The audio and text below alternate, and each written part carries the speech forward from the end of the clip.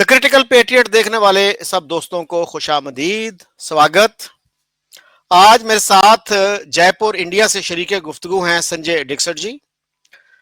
संजय जी, कल आपने मेरा इंटरव्यू देखा सुनील शरण जी के साथ और हमने डिस्कशन की थी इंडियन मुस्लिम्स के हवाले से और वक्फ लॉ, नया वक्फ लॉ जो है उसके हवाले से।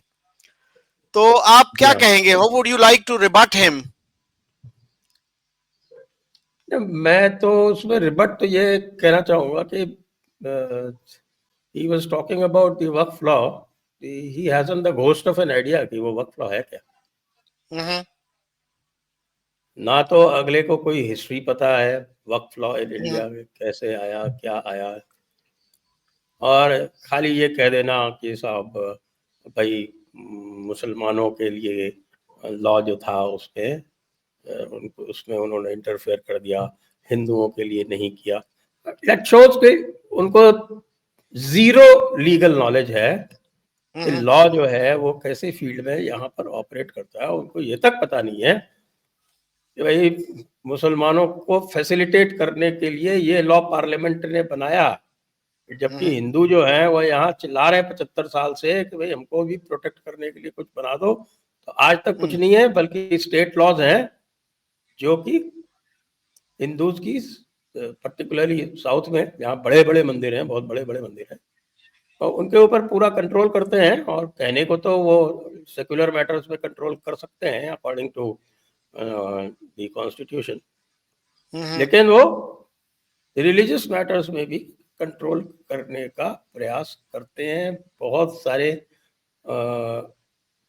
बिल्कुल लॉ के अगेंस्ट में जाके वहाँ पे लोगों ने पर्टिकुलरली तमिलनाडु में वहाँ पे बैठाले हुए हैं अपने लोग, सरकारी लोग, जो वहाँ को मंदिरों का कोई भी अपकीप तक के पैसे जो है वो नहीं देते हैं। वो सारा का सारा जो पैसा आता है वो सब लेके डिपार्टमेंट में लेके और फिर उसको इधर उधर यूज करते हैं, नॉन रिलीजियस एक्टिविटीज। तो इनको ये पता ही नहीं है। I don't know. ये वैसे तो मैंने देखा कि ये कहीं कैलिफोर्निया वगैरह में रहते हैं, और from the look of it he seems to be very prejudiced against the present government, against the present setup.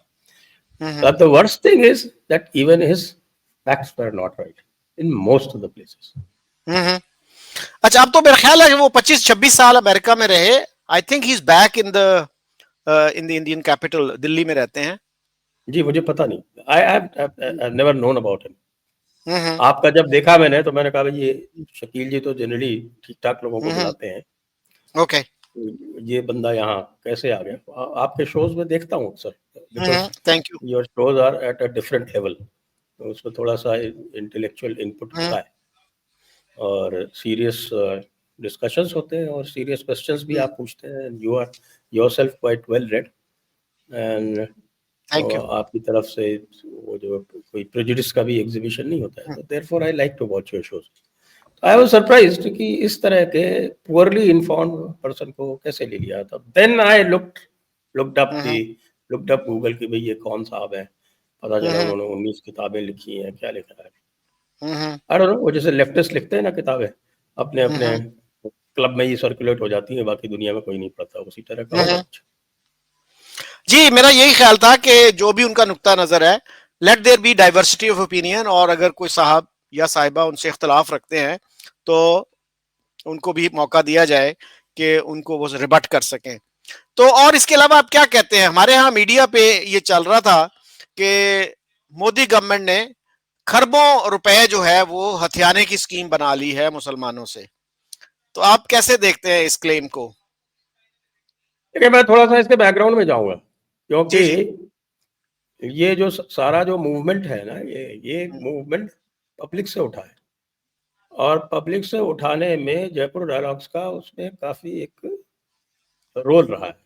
क्योंकि जो विष्णु शंकर जैन जिन्होंने सबसे पहले इसके खिलाफ पिटिशन दायर की वे बैक इन 2018, तो उनकी पहली वक्फ की पिटिशन लगी थी, that was way back in 2018, और अराउंड 2020 वो मेरे संपर्क में आए, then we took it up. और हमने उसके ऊपर डिस्कशंस किए। डिस्कशंस करने के बाद में लोगों ने उसको टेकअप कर लिया, बिकेम अ पब्लिक मूवमेंट। मैंने खुद ने पिटिशन दायर की हाई कोर्ट में अपनी तरफ से। तो we have had a seminal role in getting to the stage. और अभी भी इस पे भी आज भी जहाँ पे है उस पे भी we don't say that we are fully satisfied. We got I think 70-80% of what we wanted, लेकिन अभी भी 10-20% से जो है हमारे हिसाब से बाकी है। तो ये सिचुएशन है। बाकी आप पूछेंगे वक्फ लॉ के बारे में तो I am ready to tell जी यू। जी, वही मैं जानना चाह रहा हूँ कि इससे क्या फायदा होगा ओवरऑल सोसाइटी को, मुसलमानों को क्या बेहतरी आएगी? देखिए, मैं आपको ये बताऊं कि वक्फ लॉ जो है डेट्स बैक टू 1913। उससे पहले जो है वो वक्फ लॉ जो भी था वो मुस्लिम पर्सनल लॉ के हिसाब से चलता था और फतावा आलमगीरी से कंट्रोल होता था। आपको पता ही होगा कि Fatawa Alamgiri used to be the Mohammedan law in India. और ये 1913 में वक्फ औलाद वाला जो एक प्रोविजन था वो मोहम्मद अली जिन्ना ने खुद मूव करके वो सेंट्रल काउंसिल में उसको लॉ बनवाया था। उसके बाद फिर मुसलमान वक्फ एक्ट 1924 में आया। उसका रिपील जो है वो अभी इसी के साथ हुआ है, जो अमेंडमेंट एक्ट हुआ है उसी के साथ उसका रिपील हुआ है। और बीच में 2 एक्ट और आ गए, यानी 1954 में एक एक्ट आया और एक 1995 में एक्ट आया। तो 1954 में जो एक्ट आया तो उसने जो है वो शरीयत एक्ट 1937 में, जहाँ शरीयत एक्ट था 1937 में, आप जानते ही होंगे क्योंकि मेरे ख्याल से वो पाकिस्तान में भी लागू हुआ होगा after the British went away. तो वो 1937 शरीयत एप्लीकेशन एक्ट में वक्फ का जिक्र है। तो वो वक्फ जो था वो ये था कि भाई शरीयत के मुताबिक ये चलेगा। अच्छा, तो शरीयत के मुताबिक चलेगा, लेकिन उसके ऊपर फिर लॉ बना दिया गया, क्योंकि जो उसमें जो प्रोविजन है वो ये है कि नॉट विथस्टैंडिंग एनी कस्टम और यूजेज, उसमें लॉ का प्रोहिबिशन नहीं। और आप देखिए कि इस टाइम पे जो लोग सुप्रीम कोर्ट में पिटिशन लेके गए हैं वो ये लेके गए हैं कि साहब कि ये हमारा शरीयत का मामला है, इसमें लॉ कैसे बन सकता है। अरे भाई 1954 लॉ बनाया था, तब कभी किसी ने नहीं कहा, 1995 में बनाया, क्योंकि जो नॉन ऑब्स्टेंटेड क्लॉज होता है लेजिस्लेशन में उसमें साफ लिखा हुआ है कस्टम एंड, तो लॉ के कोई प्रोहिबिशन नहीं कि उसके ऊपर लॉ बन सके, तो लॉ बनाया सिर्फ 1954 में। और वो जो है वो बेसिकली जो वक्फ के जो बेसिक प्रोविजंस है उनको उसमें डाला गया। उसमें वक्फ बाय यूजर जैसी कोई कॉन्सेप्ट थी नहीं, क्योंकि वक्फ बाय यूजर जो है वो इस्लामिक लॉ में भी नहीं है। I have bought the book of waqf, जो बुक ऑफ वक्फ फतावा आलमगीरी में है उसको मैंने ट्रांसलेट करवाया है हिंदी में, तो मैंने उसको भी पढ़ा अच्छी तरह से। I know that in Islamic law it is very clearly written कि भाई जो भी वक्फ होगा वो बगैर वक्फनामे के नहीं हो सकता। और ना केवल बगैर वक्फनामे के नहीं हो सकता, उसमें ये भी उसमें कहीं किसी वक्फ बाय यूजर का कोई मेंशन नहीं है। कोई वक्फ बाय यूजर हो जाएगा जहाँ कोई वक्फनामा नहीं है, लेकिन वो जो है वो मस्जिद के हिसाब से काम आ रही है तो उसको आप वक्फ मान लेंगे भाई, और ऐसा कोई प्रोविजन इस्लामिक लॉ में भी नहीं है। उसके बाद अगर आप आइए तो फिर क्या हुआ कि यहाँ पर बड़ा एक, आप जानते हैं पार्टीशन के बाद में इवैक्यूई प्रॉपर्टी और एनिमी प्रॉपर्टीज के इश्यूज आए। तो इसमें जो बहुत सारे लोग यहाँ से पाकिस्तान गए उन्होंने अपनी जमीन खुर्द-बुर्द करने के हिसाब से जो अपनी इवैक्यूई प्रॉपर्टी जो थी वो यहाँ से वक्फ करके चले गए। अच्छा, तो जो है वो इवैक्यूई प्रॉपर्टी के प्रोविजन से वो बच जाए।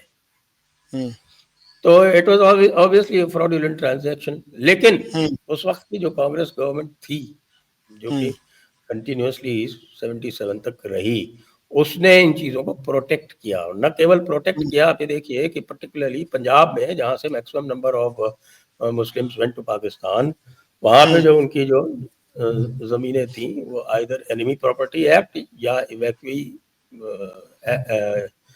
इवैक्यूई लैंड्स के जो प्रोविजंस थे उसके अंडर कवर होती थी। और उसमें से 1983 में एक अमेंडमेंट करके 1984 में जब ये सरकार आई इनकी राजीव गांधी की, तो 1984 में उन्होंने अमेंडमेंट करके large number of these properties were transfer to waqf. तो उस वक्त पंजाब में भी हल्ला हुआ कि भाई ये क्या कर रहे हो, कि यहाँ तो इस पे जो पाकिस्तान से जो हिंदू आए हैं उनके यूज में आ रही है ये सारी प्रॉपर्टीज, इसको आप कैसे वक्त में ट्रांसफर कर रहे हो।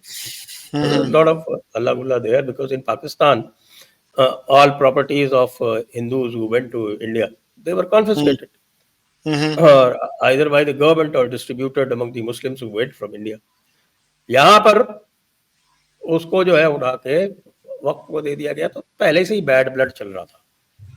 ये जो है ये डिस्क्रिमिनेशन कैसा है, तो एक तो आपने पाकिस्तान ले लिया, पाकिस्तान लेने के बाद में 3.5 करोड़ में से केवल 72 लाख गए, और जो गए वो भी उसको खुर्द-बुर्द करके चले गए। जो यहाँ लोग पीछे रह गए थे उनको या तो वक्फ कर दिया और या फिर कोई और रास्ता निकाल लिया।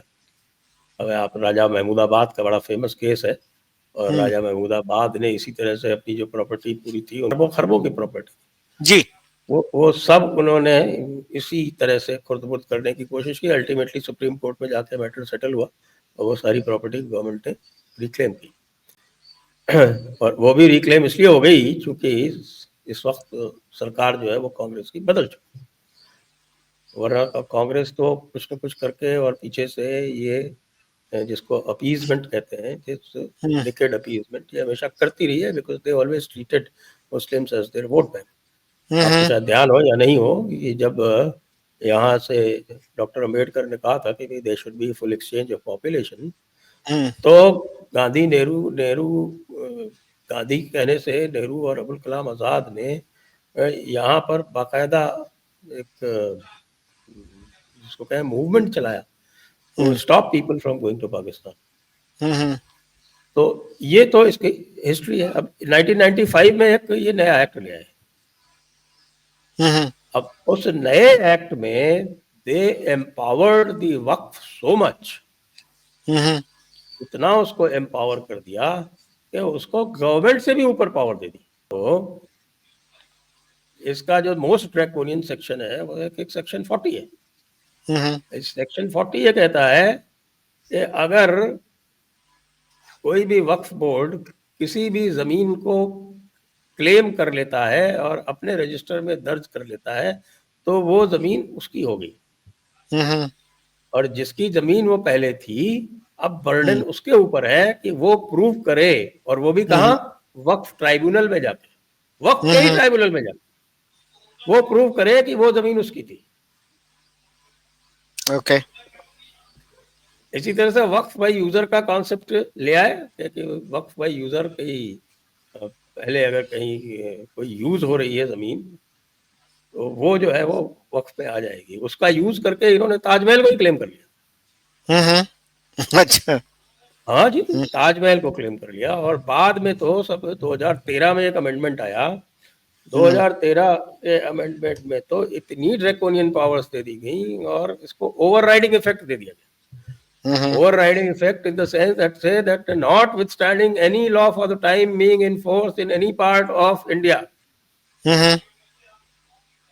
the Waqf Act shall override all of them. तो साहब बाकी सारे एक्ट, तो ट्रांसफर ऑफ प्रॉपर्टी एक्ट है और लैंड टेनेंसी एक्ट है और वो आपका ASI का जो एंशिएंट मॉन्यूमेंट्स प्रोटेक्शन एक्ट है, सारे के सारे लाचार हो गए इनके सामने। और उसके बाद इन्होंने जो नंगा नाच किया है साहब, जो नंगा नाच किया है कि इन्होंने किले के किले, पैलेसेस के पैलेसेस, इन्होंने अपने क्लेम साहब दुनिया भर के आपके दिल्ली के जितने 123 मॉन्यूमेंट उनके ऊपर क्लेम डाल दी। और वो क्लेम जो है वो 2014 में I think 25 days before the election जिसमें मोदी जी जीत के आए, उसमें उन्होंने उनको डी नोटिफाई करके ट्रांसफर कर दी। डी नोटिफाई ऐसे कि वो जो 123 प्रॉपर्टीज वो अंग्रेजों ने जब नई दिल्ली बनाई थी तब उन्होंने अपने लैंड एक्विजिशन एक्ट जो था आई थिंक 1884 का, उस लैंड एक्विजिशन एक्ट में बाकायदा कॉम्पेंसेशन दे के और उसको नोटिफाई किया था एज गवर्नमेंट लैंड। उनको डी नोटिफाई करके इनको दे दिया। अच्छा। बाद में matter went up to the high court, तो हाई कोर्ट ने उसके ऊपर स्टे कर दिया। और now of course under the present act all those lands will come back. They were government land. Government land cannot be alienated like this. अच्छा, आप government act को लैंड को कैसे वक्फ कर दोगे?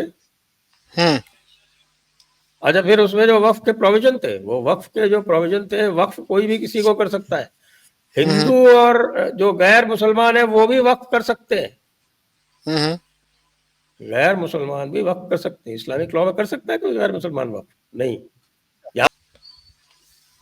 तो इस तरह के ड्रैकोनियन प्रोविजंस जब डाले गए तो फिर रेजिस्टेंस शुरू हुआ। तो रेजिस्टेंस स्टार्टेड इन 2013, उसके पहले नहीं था।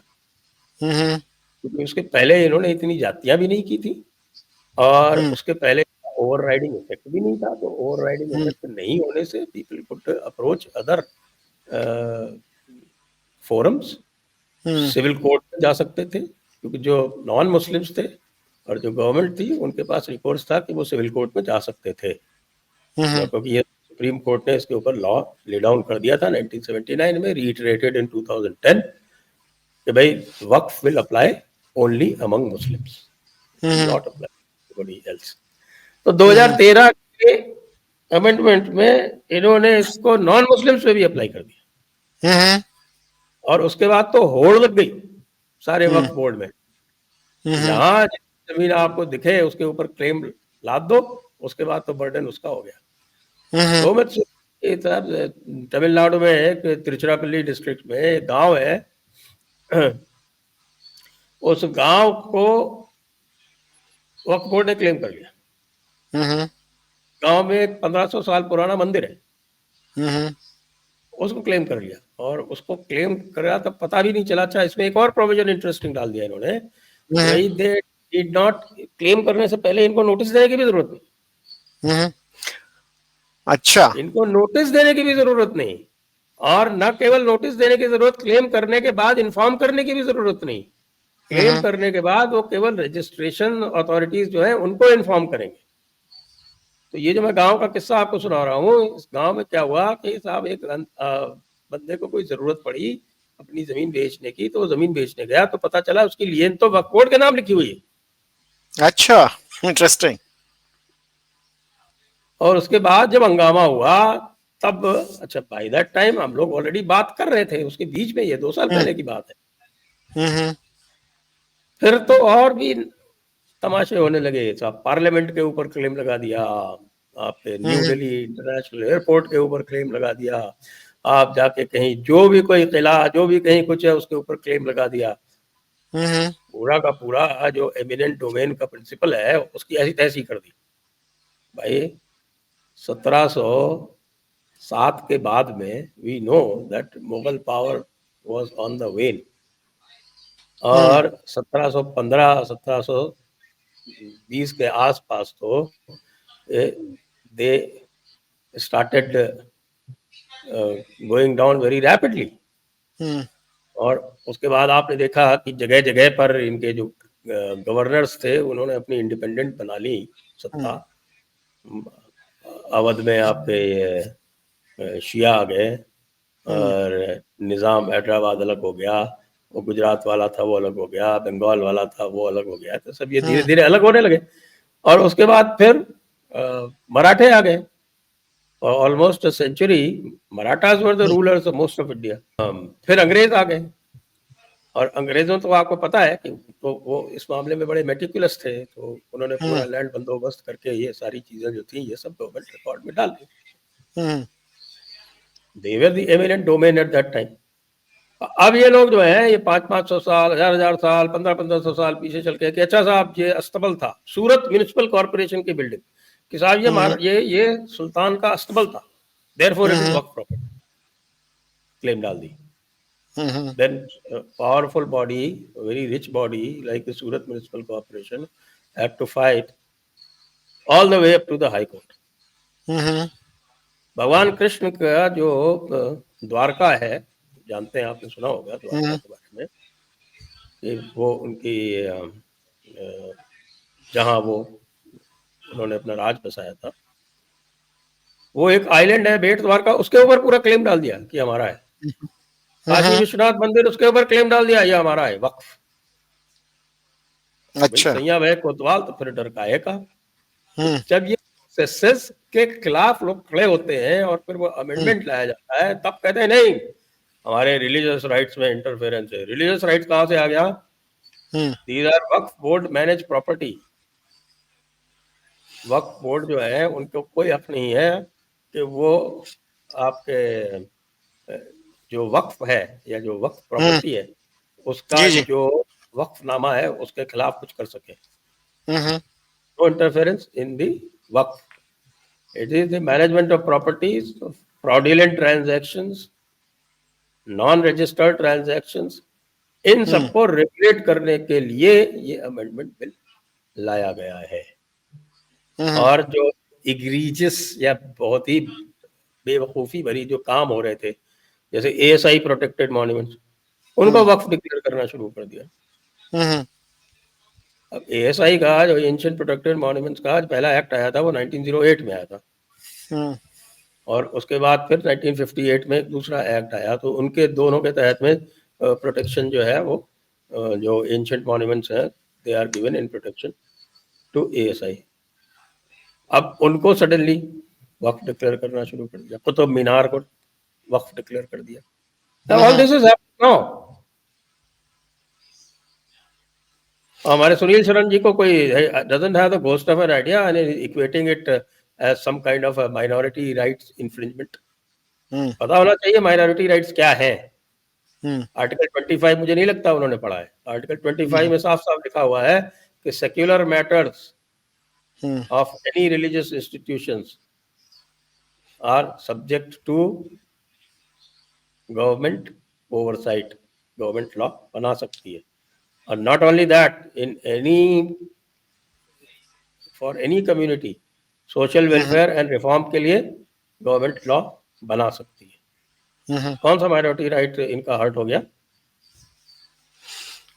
If you look at the situation of the Hindus, it is far worse. वो तो सारे के सारे, चाहे हिंदूज हो, चाहे क्रिश्चियंस हो, ज़ोरोस्ट्रियंस हो, आपके जैन्स हो, बुद्धिस्ट हो, जो है वो सारे के सारे एक सिंगल लॉ के अंदर आते हैं।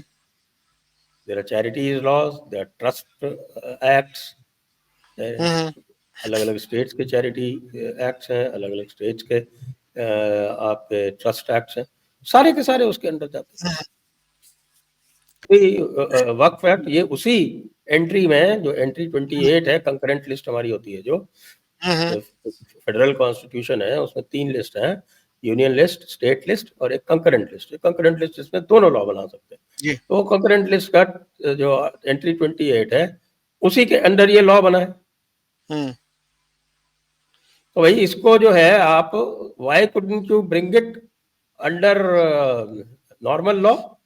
अगर आप अपने आप को एक सेक्युलर कंट्री कहते हैं तो सबके लिए एक कानून होना चाहिए ना। आपको अलग सा वक्फ लॉ कहाँ है? अमेरिका में है, ब्रिटेन में है, इवन क्या पाकिस्तान में है? पाकिस्तान में भी औकाफ की मिनिस्ट्री है, लॉ नहीं है अलग से। There is no waqf board. तो they created a parallel state in the form of this waqf board. And we have got this to a situation, the public ने support किया पूरा, there was public outcry and then their high-handedness। और एक गांव बिहार में है उसको क्लेम कर लिया मैं हमारा है वक्फ बोर्ड। वो तो पुराना जो वो था ना, वो दारुल खिलाफा का प्रिंसिपल कि साहब once an Islamic land always an Islamic land, ये जो हमास बोलता है वो तो हमास वाला जो प्रोनाउंसमेंट चालू कर दिया था इन लोगों ने। That is why government had to step in because there were so many excesses। जी अच्छा संजय जी ये बताइएगा कि इसके बेनिफिशियरीज कौन से थे? 2-3 जो इंडिविजुअल्स होंगे, और फिर जो सबसे ज्यादा अपोजिशन इसकी कर रहे हैं उनमें मेरा ख्याल असदुद्दीन ओवैसी हैं, उनका क्या पोजीशन है? मतलब असदुद्दीन ओवैसी ने ये बताते हैं, असदुद्दीन ओवैसी ने उनका डिटेल भी आ गया है और उन्होंने बहुत बड़ी जमीन पर कब्जा कर रखा है, ऐसा लोगों का एलिगेशन है। ऐसा जो जेपीसी बनी थी, ज्वाइंट पार्लियामेंट्री कमेटी, इस बिल को एग्जामिन करने के लिए, उसके सामने लोगों ने प्रूफ रखे। और भी जितने भी बेसिकली ये देखा जा रहा है कि ये पूरा का पूरा जो वक्फ का आपका जो इंफ्रास्ट्रक्चर बना है और ये सारी जो जमीनें हैं, इसके बेनिफिशियरी जो है वो मोस्टली ओल्ड एलिट्स, जो अशराफ, ओके, वही आपके वो जो यहाँ से चले गए वो, और बाकी आपके मुल्ला मौलाना मुकर्रम, ये सारे के सारे इसके बेनिफिशियरी, जो वक्फ का जो ओरिजिनल पर्पस है, जो कि फतावा आलमगीरी में लिखा हुआ है, वो fulfil most of the cases में नहीं हो रहा है। सचर कमेटी बैठी थी, सचर कमेटी ने जब माइनॉरिटीज की कंडीशन पर रिपोर्ट दी, आई थिंक 2008 में, तो उन्होंने इस वक्त के बारे में ऑब्जर्व किया कि इसके पास जितनी ज़मीन है उसके हिसाब से इसके पास तो कम से कम 20,000 करोड़ इसकी आमदनी होनी चाहिए, जबकि आते हैं इनके पास 150 करोड़। और ये 150 करोड़, आप ये देखिए कि बिटवीन 2013 जब इनको ड्रैकोनियन पावर्स दी गई और powers even over non Muslims दी गई, उसके बाद से इनकी ज़मीन जो है वो 1913 से लेके 2013 तक इनके पास 18 लाख एकड़ ज़मीन थी।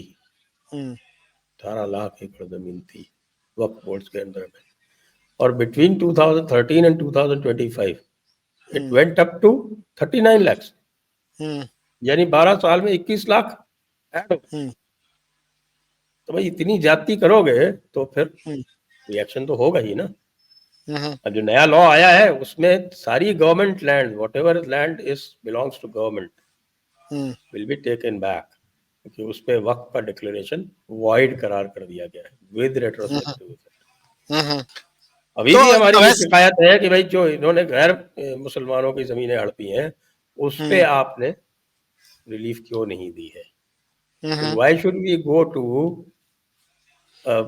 Body which caters to the interest of one particular community? हम क्यों जाए वक्फ ट्रिब्यूनल में? We should be allowed to go to the civil court.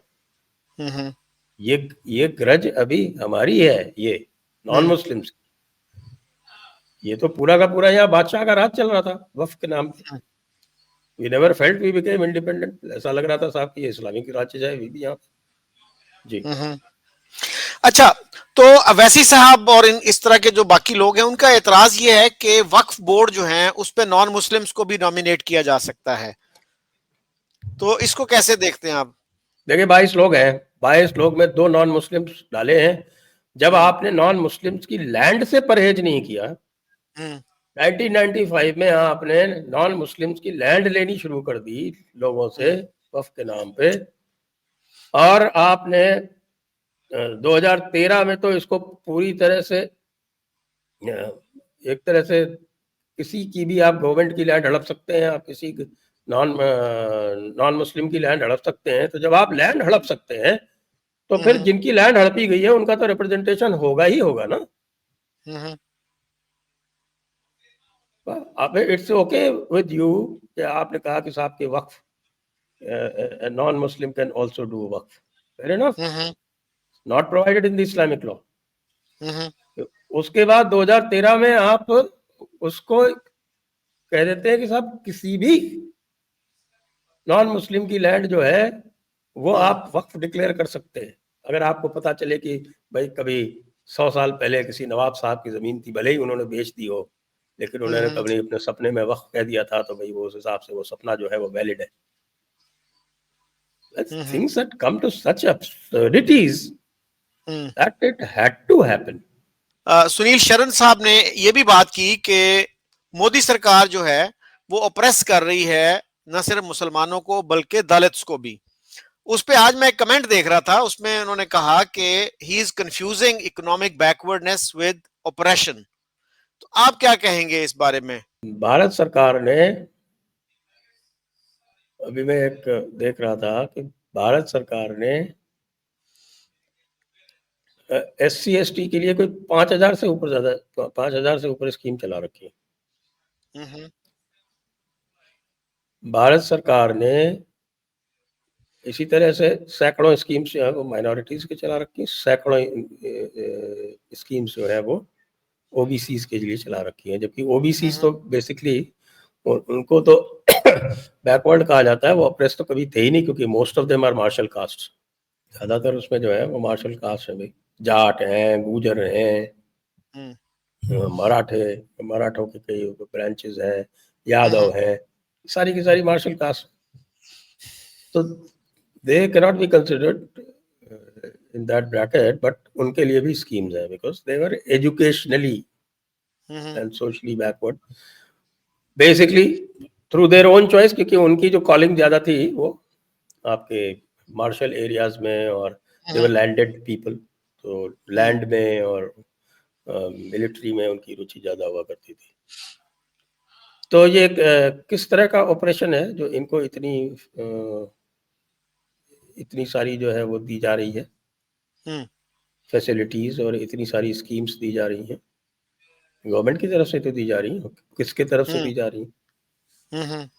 General public के टैक्स से ही तो दी जा रही है ना, जनरल पब्लिक तो ऑब्जेक्ट नहीं करती। ये फैशन हो गया है ऑपरेस्ट कहना के साथ, माइनॉरिटी ऑपरेस्ट है। ये तो आपके माफ करेंगे, कुरान शरीफ में ही लिखा हुआ है कि जो काफिर है वही जालिम है। अल बकरा 254 देख लीजिए। तो इसलिए अगर सुनील शरण जी कह रहे हैं तो मुझे लगता है कि उन्होंने भी कुरान की तिलावत कर दी होगी, तो इसलिए उनको पता चल गया होगा। मतलब एक तरफ तो हम लोग तो मजाक करते हैं ना कि साहब के ओवैसी साहब जब सवेरे उठते हैं तो मॉर्निंग में हमने यहाँ पर 1000 साल तक हुकूमत की है, और 15 मिनट पुलिस हटा लो, हम दिखाते हैं क्या है। और शाम को कि हम मजलूम हैं और हमारे साथ जुल्म हो रहा है, देखिए, और माइनॉरिटी है, माइनॉरिटी का ध्यान नहीं रखा जाए। डेली शराट, ये रोजाना का काम है इन लोगों का। और जो लेफ्टिस्ट हैं वो इसको बढ़ा चढ़ा के और करते हैं। वो सारा का सारा जो अयोध्या वाला जो चक्कर हुआ ना, मुस्लिम्स ने तो एक बार कह दिया था कि भाई अगर यहाँ से ये प्रूव हो जाए कि यहाँ मंदिर था तो वी विल लीव दिस, हम इसको छोड़ देंगे। वो प्रूव हो गया, वो छोड़ने को तैयार थे, ये लेफ्टिस्ट कूदा है, नहीं नहीं नहीं नहीं नहीं नहीं नहीं, तो वो छोड़ने की जरूरत नहीं है, हम तुमको जो है वो फैक्ट्स बताएंगे, और बताएंगे, ये कहेंगे कि साहब यहाँ मंदिर नहीं था। दे फैब्रिकेटेड फैक्ट्स। आप जानते हैं लेफ्टिस्ट जो है वो पूरा चलता ही फैब्रिकेशन पे, आज से थोड़ी चल रहा है। कार्ल मार्क्स से लेके और जो सारे के सारे जो मॉडर्न आपके पोस्ट मॉडर्निस्ट फैक्ट्स फैब्रिकेशन में तो उनका कोई जवाब ही नहीं है। आप यूएस में देख रहे हैं, वही झगड़ा हो रहा है, सब पता चल रहा है कि कितने फैक्ट्स इन्होंने फैब्रिकेट किए। वो रोज एलन मस्क जो है वो निकाल के दे रहा है आपको। कुछ साल पहले मैं एक इंटरव्यू देख रहा था, और वो इंडियन थे, मेरा ख्याल है कहीं वेस्ट में रहते हैं, तो उन्होंने कहा कि जितने प्रो मुस्लिम मोदी जी हैं कोई प्राइम मिनिस्टर नहीं रहा। तो उस पे जो क्वेश्चनर था, इंटरव्यूअर था, उसने उनको डिस्प्यूट नहीं किया। तो do you agree with this? और एक क्रिटिसिज्म जो सुनील शरण ने किया वो ये था कि बीजेपी जो है मुसलमानों को कैंडिडेट के तौर पे टिकट नहीं देती। Mister Sunil Sharan has no idea of electoral politics. ऐसा नहीं है कि बीजेपी ने कैंडिडेट नहीं दिए, लेकिन अच्छे से अच्छे कैंडिडेट जो है वो हार के आए। लास्ट वेस्ट बंगाल इलेक्शंस में बीजेपी ने कोई 20 से ज्यादा कैंडिडेट दिए, all of them lost. BJP की allied party Janata Dal united, जो कि काफी pro Muslim in the sense, अच्छा यहाँ प्रो मुस्लिम का मतलब होता है privileges, extra privileges to Muslims. ये नहीं है कि साहब यहाँ आपको बड़ा अजीब लगेगा कि यहाँ मेजॉरिटी जो है वो अपने लिए इक्वालिटी मांगती है। भारत में जो इक्वालिटी का जो रिक्वेस्ट है या जो इक्वालिटी का एजुटेशन है वो मेजॉरिटी करती है। भाई this minority, particularly one minority is so heavily pampered कि भाई हमको बराबरी का इसमें दर्जा दिया जाए, बराबरी के राइट्स दिए जाए। तो आप ये देखिए कि जनता दल यूनाइटेड एक पार्टी है बिहार की, और वो पहले टिकट देती थी मुस्लिम्स को, जो जीतते भी थे। फिर उसके बाद लास्ट इलेक्शन में मोदी जी जब आ गए, उसके बाद की बात है, जब लास्ट इलेक्शंस में जब उनको टिकट उन्होंने दिए, तो out of 110 seats that they contested, they give 20 tickets to Muslims, which is almost equal to their population in Bihar. All 20 lost. अगली बार से वो देंगे क्या? अगली बार से वो देंगे क्या? उनको इलेक्शन नहीं लड़ने? सुनील शरण जी उनको वोट दिलवाएंगे क्या? जब वोट नहीं देगी एक कम्युनिटी, तो वो किस मुंह से कैंडिडेट मांगती है? What is their right to ask for their candidates when they openly declare कि साहब हम बीजेपी को वोट नहीं देंगे? इसलिए बीजेपी इज ऑल्सो डिसाइडेड कि भाई ठीक है, this is electoral politics, we will give tickets to only winnable candidates, जो जीत सकते हैं उनको ही देंगे, नहीं जीत सकते उनको क्यों दें? तो ये जरूर कहूंगा कि बीजेपी ने पहले जो टोकनिज्म करती थी, वो टोकनिज्म भी अब बंद कर दिया। पहले टोकन जो है वो कोई भी नहीं जीता फिर भी किसी न किसी को रख देते थे, जैसे माइनॉरिटीज का था, वो कोई मुस्लिम होता था, कमीशन होता था माइनॉरिटी, वो कोई मुस्लिम हो जाता था। But later on they realise कि while they keep talking all the time about minorities, within the spectrum of minorities they want everything for themselves, they don't want to leave anything for the smaller minority. जब ये देखा गया तो फिर minority minister भी एक Buddhist को बनाया गया, और माइनॉरिटीज कमीशन का चेयरमैन भी एक सिख को बनाया गया। तो मिस्टर सुनील शरण कुछ बोल रहे थे अबाउट कि साहब मिलिट्री में जो है वो रिप्रेजेंटेशन नहीं है। That is as stupid as it can get. Why? Because there is a history. Jammu और कश्मीर स्टेट फोर्सेस की सारी मुस्लिम यूनिट्स जो थी वो डिजर्ट करके चली गई थी। लेकिन चेक हिस्ट्री, मेरी किताब में लिखा हुआ है, अनब्रेकिंग इंडिया जो मेरी किताब है, उसमें वो पूरा चैप्टर है पुंछ की लड़ाई पर। नारायण सिंह जम्वाल जो वहाँ मुजफ्फराबाद के डिफेंस में थे, उनका मर्डर उनके मेजर ने किया था जो मुस्लिम था। तो you think military should not learn? इसलिए जहां भी देखे कुछ अभी भी कई जगह जो है एक्सक्लूसिवली मुस्लिम रिक्रूट होते हैं, जैसे JK light infantry, Jammu Kashmir light infantry, उसमें मुस्लिम्स का रिक्रूटमेंट होता है। But they are very careful कि भाई ऐसा है कि ऐसा नहीं होना चाहिए कि वैसी सिचुएशन आ जाए जैसी कि जम्मू कश्मीर स्टेट फोर्सेस के साथ 1947 में आई थी। एक बात। दूसरी बात, आर्मी के पैरामीटर्स पे सफल होने के लिए आपको बहुत दम चाहिए। तो you have to be very very fit. That is why you find that there are certain sections traditionally, अच्छा वो पाकिस्तान में भी आप भी जानते हो, वहाँ का मैक्सिमम जो रिक्रूटमेंट है वो ये आप ये जो बेल्ट है लायलपुर सरगोदा ये यहीं से आते हैं, चकवाल जी, यही जो है ये मैक्सिमम फीड स्टॉक यहीं से आता है। तो आर्मी रिक्रूटमेंट टेस्ट पास करने के लिए भी तो चाहिए ना।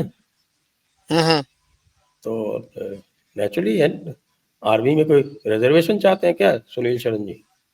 मतलब I am amazed that we have people like this who call themselves intellectual, have written 19 books and they don't have basic ideas and they don't know basic history.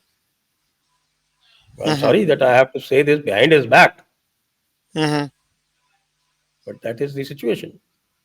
Pakistan में संजय जी ये कहा जाता है कि सिर्फ आज ये शिकायत पैदा नहीं हुई, मैं कई दफा कह चुका हूं कि जी इंडिया में मुसलमानों का जेनोसाइड हो रहा है, नस्ल कुशी हो रही है उनकी। तो ये भुट्टो साहब ने ये कंप्लेंट 1968 में की थी जब कांग्रेस की गवर्नमेंट थी, और उन्होंने कहा था कि campaign of extermination is going on against Muslims of India. तो दूसरा जो है, मैं यहाँ जो पॉइंट आउट करता हूँ कि पार्टीशन से पहले मुस्लिम लीग की जो डिमांड थी वो ये थी कि स्पेशल राइट्स हमें दिए जाएं।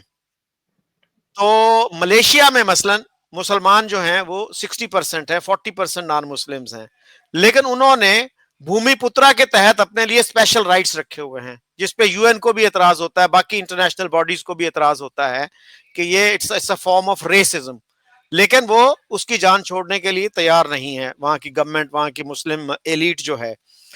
तो हिंदुओं ने तो कोई स्पेशल राइट्स क्लेम नहीं किए थे, लेकिन इसके बावजूद जो है हमारे यहाँ ये कहा जाता है जी कि मुसलमानों के साथ बड़ा जुल्म हो रहा था, और 1937 में जो मिनिस्ट्रीज बनी उन्होंने अनस्पीकेबल एट्रोसिटीज की।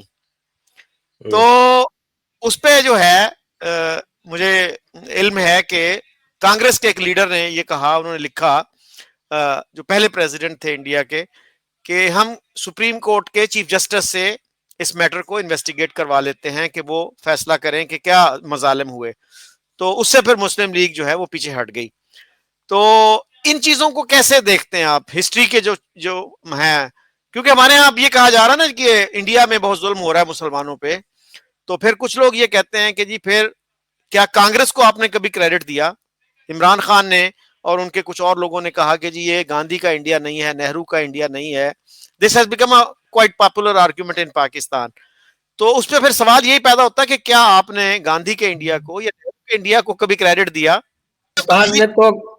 पाकिस्तान ने तो गांधी नेहरू को भी क्रेडिट नहीं। हमारी टेक्स्ट बुक्स में आज भी गांधी, नेहरू और कांग्रेस के खिलाफ प्रोपेगेंडा मौजूद है, अभी तक बीजेपी के खिलाफ कुछ नहीं आया उसमें। और ये जो जेनोसाइड वाली बात है ना जी, कि genocide is very well defined. अब तो वो कन्वेंशन है जेनोसाइड के ऊपर, आप जानते हैं, तो उसमें जेनोसाइड का डेफिनेशन दिया हुआ है। तो जिस कम्युनिटी का जेनोसाइड होता है ना, वो 9.8% से बढ़ के 14.2% की हो जाती है। आप कोई एक इंस्टेंस बता दे, कश्मीरी पंडितों का जेनोसाइड हुआ,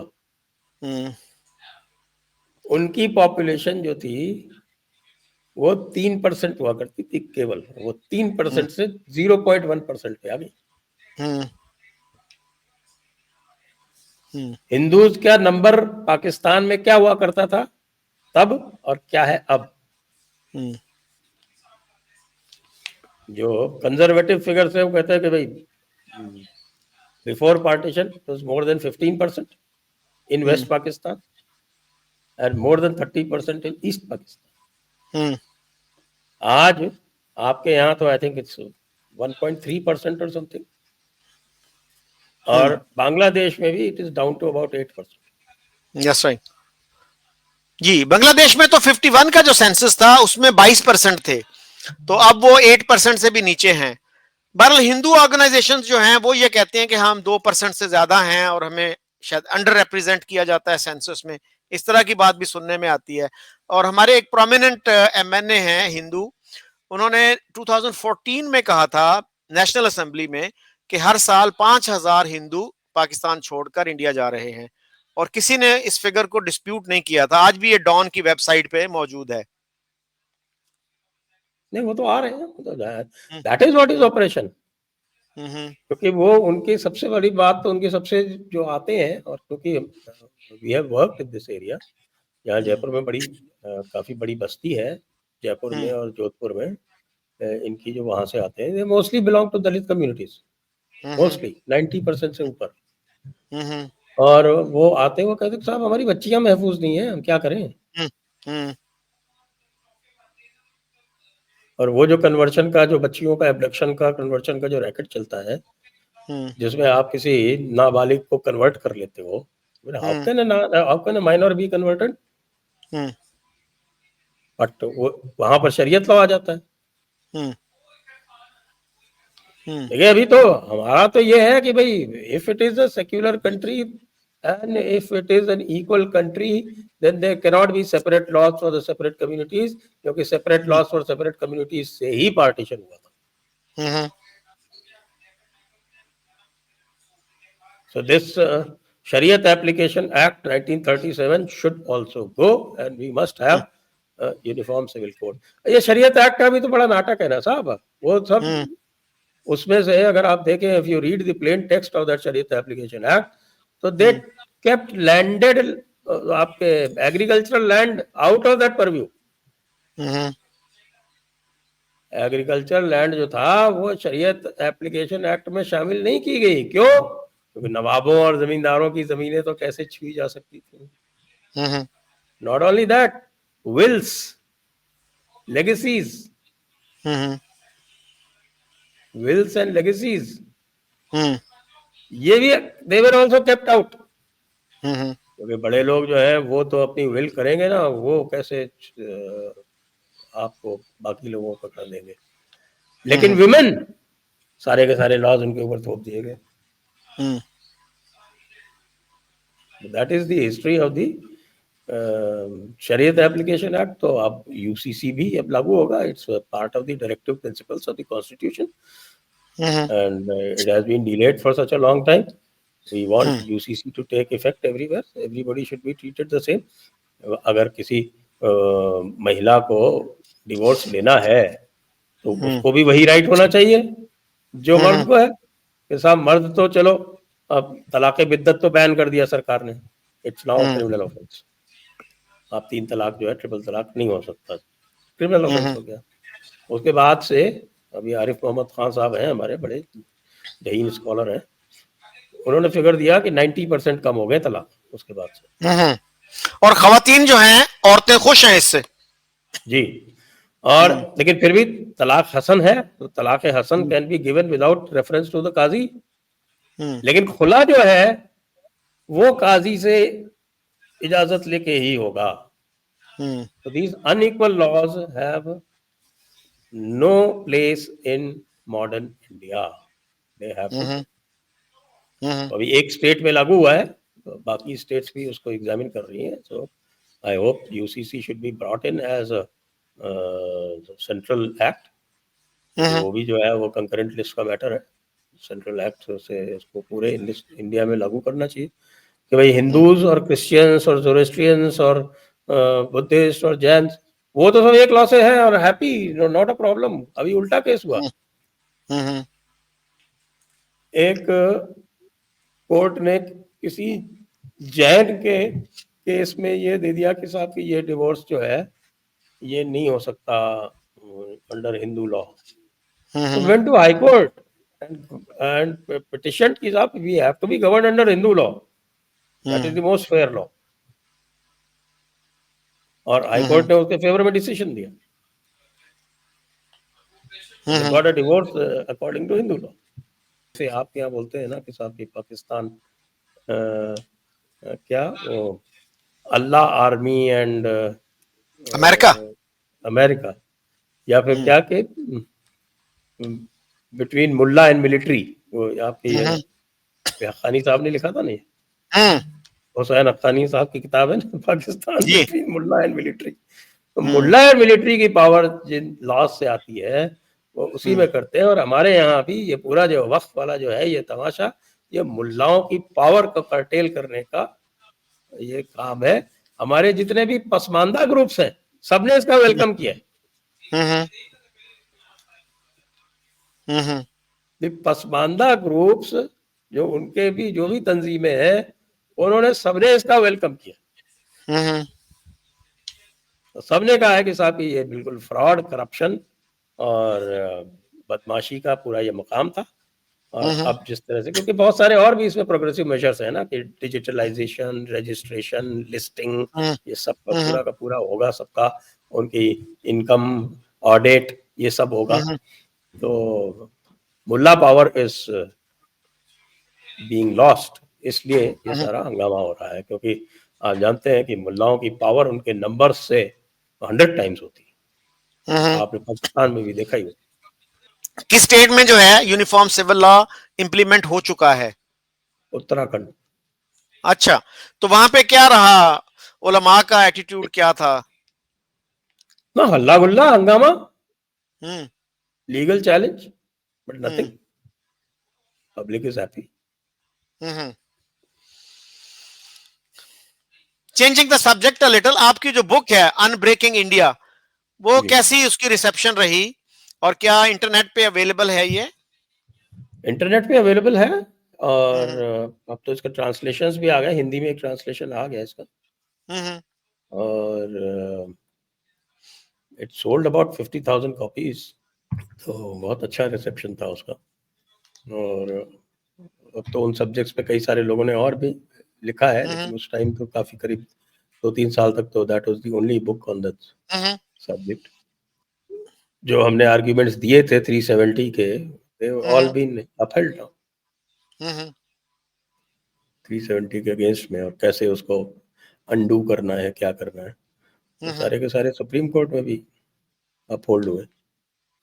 इस बुक में और इश्यूज कौन से आपने डिस्कस किए? मसलन टू नेशन थ्योरी को आपने डिस्कस किया क्या? हाँ, टू नेशन थ्योरी को मैंने डिस्कस किया ना, उसमें तो हमने हम्म बेसिकली सीएए, हम्म सिटीजनशिप अमेंडमेंट एक्ट, और हम्म 370 के कॉन्टेक्स्ट में वो बुक लिखी गई थी। हम्म तो सीएए का जो हिस्टोरिकल कॉन्टेक्स्ट जब लेते हैं, तो आपको पूरी इवेंट्स डिस्कस करनी पड़ती हैं। तो उसका जो हम्म स्टार्ट है वो स्टार्ट्स फ्रॉम 1905।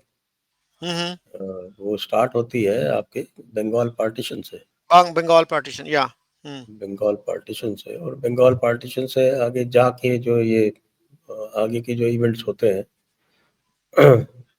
ये आपके काउंसिल एक्ट वगैरह है, और फिर वो आपका कैलिफेट वाला जो मूवमेंट है, और उसके बाद बहुत सारी जो जो भी इवेंट्स हैं सबको इनकैप्सुलेट हम्म करके और given hmm basically presentation for a layman. Hmm मैंने उसमें शुरू में लिखा कि भाई this is not meant for a scholar, but hmm it was best appreciated by the scholars only. Okay okay. अच्छा, इसके दरमियान एक और भी डेवलपमेंट हुई थी जो शिमला डेपुटेशन था, जिसको मोहम्मद अली जौहर ने कहा कि ये एक कमांड परफॉर्मेंस थी 1906। उसके बाद फिर मुस्लिम लीग बनी, सेपरेट इलेक्टोरेट की जो डिमांड की गई मुस्लिम एलीट की तरफ से। तो उसके जो है आजकल तो पाकिस्तान में उसकी बड़ी तारीफ की जाती है, लेकिन मोहम्मद अली जौहर ने उसको कमांड परफॉर्मेंस कहा था। तो मोहम्मद अली जौहर तो इसी थिंकिंग के ही थे। हालांकि जब अब जो मैं आगा खानियों से बात करता हूँ, तो वो कहते हैं कि साहब कि it was a mistake for Aga Khan of the then Aga Khan to become the first president of the या Muslim League. Yes, and he was the biggest donor also. He is the biggest donor also. और 1937 तक इकबाल ने भी जो लिखा है, मुस्लिम अवाम जो है, मुस्लिम मासेस में कोई पजीराई नहीं थी मुस्लिम लीग की। इट वाज हाँ, an elite club basically. Elite club basically, yes. और 1937 के बाद से जब Jinnah decided that he had to go communal, and he joint forces with आपके ये जो बरेलवियों के साथ में जब उनका वो हो गया, तो उसके बाद से शुरू हुआ, क्योंकि बरेलवियों का तो बहुत पुराना है कि उनको मदीना चाहिए थी। एनी कंक्लूडिंग थॉट्स संजय जी?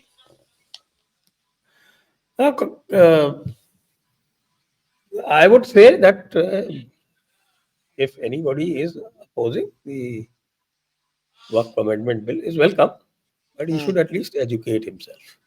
ये देखिए कि इसका जो ट्राइब्यूनल का भी जो प्रोविजन है ना, that has not been undone with. हमारे जो ट्राइब्यूनल के जो प्रोविजन है वो कॉन्स्टिट्यूशन के आर्टिकल 323 बी से आते हैं, और उसमें सब्जेक्ट्स लिस्टेड है। उसमें ए से लेके और एच तक सब्जेक्ट्स लिस्टेड है, और उन सब्जेक्ट्स में चैरिटीज कहीं नहीं आती, रिलीजियस मैटर्स कहीं नहीं आते। फिर भी ये ट्राइब्यूनल बना हुआ है, तो हम तो यही सब we are challenging the basic concept है, भाई दिस इज अनकॉन्स्टिट्यूशनल। कॉन्स्टिट्यूशन में एक एग्जॉस्टिव लिस्ट है, एग्जॉस्टिव लिस्ट के बियॉन्ड कैसे चले गए आप? आपने वक्फ का ट्राइब्यूनल कैसे बना दिया? It has to go to a civil court. अभी इसमें भी ये लड़ाई बाकी है। Okay, thank you very much Sanjay ji, आपने बड़े शॉर्ट नोटिस पे मुझे टाइम दिया, और मैं चाहूंगा कि इस डिस्कशन को मजीद आगे बढ़ाया जाए। तो कोई और साहब या साहबा अगर इसमें हिस्सा लेना चाहते हैं तो ही और she is welcome. Thank you again. Thank you, नमस्कार।